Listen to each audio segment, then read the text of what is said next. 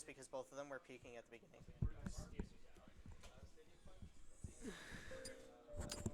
Hello, hello, hello, everyone. Welcome to the first PR-capable KMLocal, where I am proud to say that I got top 8 with my secondaries. Yippee. Off the back of a very prestigious DQ. We take those. But up now, we got Relwood versus Zelda. I didn't catch the first game too much, but I know Electrode won game 1. I don't know if we got the hero, but oh, well. Either way, man, that'll do it.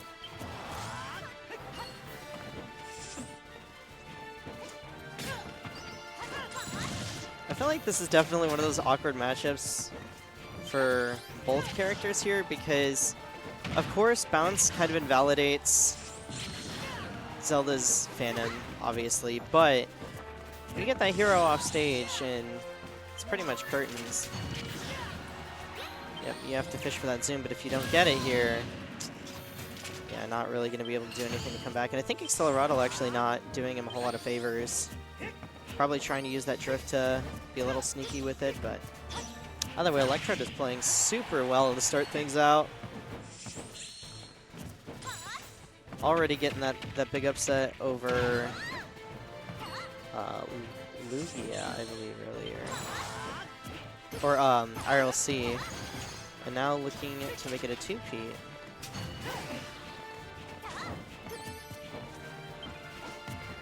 And Electrode is absolutely one of those types of players that could just randomly pop off at any moment because their fundies are very solid, I think.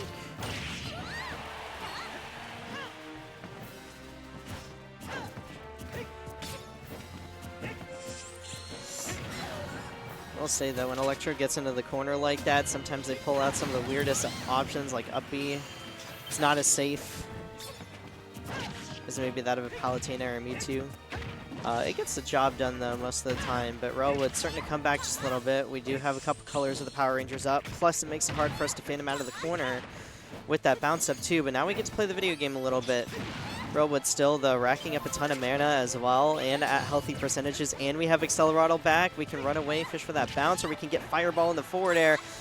And oh my goodness, just calling out the double button press from Electrode with that forward air. Just waiting, waiting, waiting, and then we finally get it.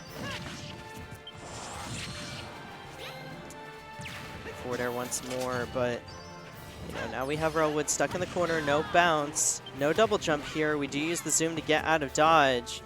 And zoom is going to be really hard for Zelda to actually be able to punish. Can't really cover that ground super well, and that leads into a ton of damage being taken. Do get the Psych Up out of the corner, but no zoom on deck. Accelerado is going to save us, and now we have the chance to run across the stage to the other side. I mean, that poor maneuver. Oh my goodness! What are we doing? What? We played that whole game. I don't think we challenged the sword here, man. I think he could have paid the Phantom tax. Quite literally.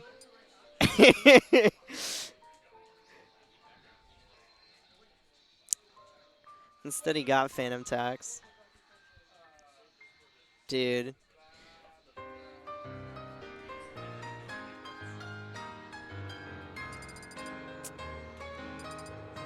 I guess the question is, what stages do you ban versus Zelda? Well, this would have been one of the ones I had on my radar, but, you know, Ro would probably know something that I don't. Unless Electrode switch characters, because we are in a character-first region now.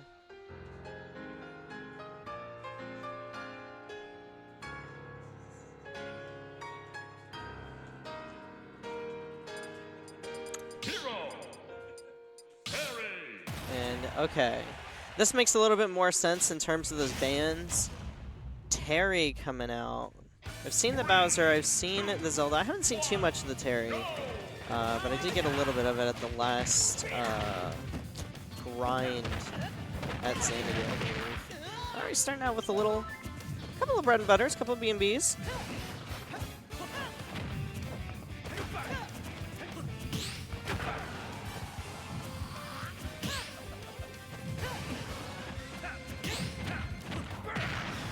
get the down tilts into the crack shoot, or into the burn knuckle. This is a surprisingly good switch coming out from Electrode. I think both of these players have a couple of characters in the back pocket. Probably having that Incineroar, having that, I think, a Game & Watch at some point, maybe a Wario in there. Definitely has all the answers, but what's interesting about players like him is he usually plays matchups that he's comfortable with rather than necessarily what's better on paper. I think Incineroar is like his best character in terms of like if he was to play just one character for any matchup, I think his Incineroar would be pulled out 9 times out of 10. But nevertheless, Los Fundy's still carrying through, and maybe this isn't necessarily the matchup that we would go, but Relwood is such a good player that we can make it work anyways.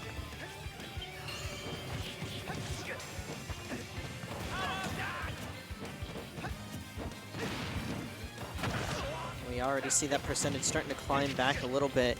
We are having to take a little bit of a risk and use some of that mana to get our way back in there, which is going to make it a little bit more difficult to actually get a kill. But down tilt into that burn knuckle, we're searching for that zoom, not going to find it. But Terry doesn't have a move that can two-frame very easily. So we're going to make it back to stage just fine, but it's going to be very easy for us to get that kill. Look at that jab check.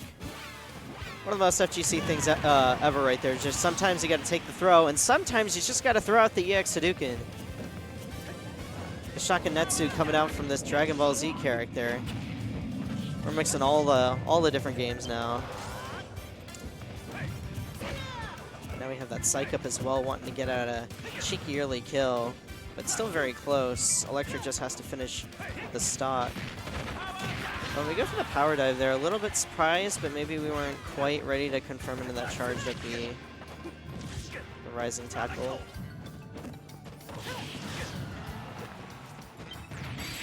Oh, and yep, we just throw out the Kaboom magic trick. A little surprised that that didn't kill, but Terry's kind of a big boy. Second chance at life with that forward tilt. Better than Snakes. DLC privilege right there. It gets to work sometimes. Oh my goodness! And the Buster Wolf armoring straight through that up B. Electra barely hanging on. That power dive will end up taking the kill. And you know what? This is the comeback character. This is the character with the comeback mechanic that never goes away, which is crazy, by the way. Crazy game design. Yeah, we don't really get to approach here with the power wave. Oh, and just roll straight into that back air. Relwood calling out that roll. So now Relwood up 2-1. Electrode had, like, the beginning of that game, I think, threw off Relwood a little bit with that momentum swing, which is kind of the advantage that you get when you play multiple characters and you have that counter pick advantage. It is character first, but Relwood just able to make those adaptations very quickly and sneaks back in there with a confident last stock game. I'm not sure if Electrode is going to stay the Terry. I think the Terry was doing pretty well. And like, bounce is such a annoying tool to deal with as Zelda that I could understand if Electrode didn't want to make that switch back. Okay, we're going to be switching to the Bowser. That makes sense. That makes sense. Once again, I think the Terry was doing pretty fine, and of course the Zelda's probably the best character in the pocket at this point, or at least the one that Electrode's most known for these days. But the Bowser, the OG, is still very good, and Hollow Bastion a great pick for it as well. You're not really gonna let Hero have that time to breathe. Plus, you have that platform that you can control, but also escape to. I like it. And just like in that game number 3, Electrode starts out the match really setting the pace, as Relwood's going to have to figure out, okay, what's going on with this Koopa. This one coming out, do we get the catch? Bowser, ironically the quickest character that Electrode plays, is actually going to be able to catch those zooms a little bit better. That's probably not going to kill, but does a lot of damage. I mean, 25%. You know, putting Relwood at solid kill percent. Basically, any throw will kill here. Or a forward air, forward tilt at the ledge. Up B might even do it, yeah. That backwards up B, Relwood not quite ready for it. And this is one healthy turtle. In comparison to that last game, but we have to be careful not to get like too antsy thrown out. Things like neutral B. And then neutral, but oh my goodness, what a call out from Relwood. This is how that last game turned around. If we're approaching like too weirdly. Electrode just playing really solid right now, not giving anything up. Great adaptation coming out from him. Oh, and the Kaboom Foam-tastic. And Mr. Clean is down the drain. And now Relwood's starting to get a little bit of that MP back. And I love this like meticulous balancing act that hero players have to play when they play from behind. Like, how much MP do I sacrifice to get the kill later on in order to get back in it right now? And not gonna matter. Acceleratle basically lets you do whatever you want in advantage state. And just coming right back in it too. Forward air, and now Electrode having a hard time finding the ground. Electrode really wants to get this upset. Relwood just playing it very calm, says, all right, I figured it out. I've got your shenanigans on lock, and I'm not going to lose to the Bowser. Ooh, we do find the up B though, but unfortunately just not enough sauce left in the tank. Electrode, you know, we still got some time as long as we don't get cheesed with some cheeky like MP stuff or air dodge into that smash attack again. I think we'll be okay. Nice back air punish from Electrode as well, getting that up throw up air. We're racking on that percent. Dare I say, practically even, but unfortunately Electrode just throwing himself off stage. R&R, what's the ledge trap gonna be? We're gonna throw out the up B, and oh no, unfortunately the air dodge is going to be Electrode's demise. Relwood 3-1. 3 different characters coming out from Electrode. I saw the Zelda take it in game number 1. Got the switch to Terry in game 3 after Relwood. I believe Relwood was hero game 1 as well. I didn't get to catch it, but either way, 3 solid attempts from Electrode, and I feel like that still could have gone either way.